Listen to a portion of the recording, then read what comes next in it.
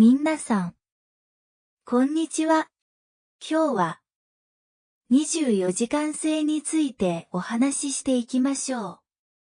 う。日本語を楽しみながら勉強してください。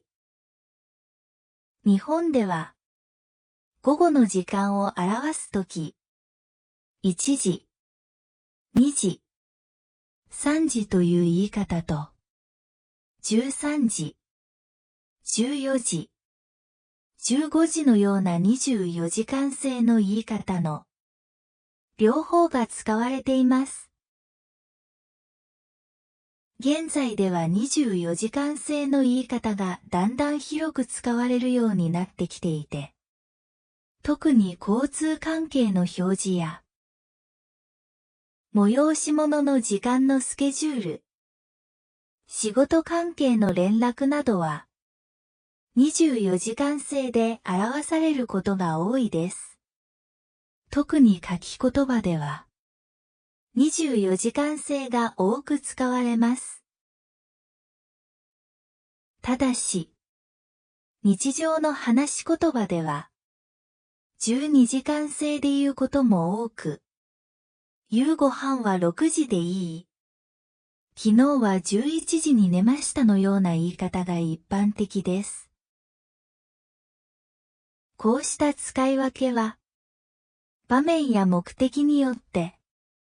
また人によっても違います。両方の言い方に慣れておくといいでしょ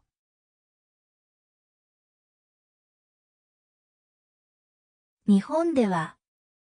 午後の時間を表すとき、1時、2時、3時という言い方と、13時、14時、15時のような24時間制の言い方の両方が使われています。現在では24時間制の言い方がだんだん広く使われるようになってきていて、特に交通関係の表示や、催し物の時間のスケジュール、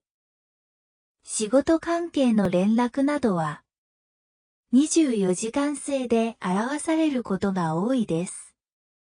特に書き言葉では、24時間制が多く使われます。ただし、日常の話し言葉では、12時間制で言うことも多く、夕ご飯は6時でいい。昨日は11時に寝ましたのような言い方が一般的です。こうした使い分けは、場面や目的によって、また人によっても違います。両方の言い方に慣れておくといいでしょう。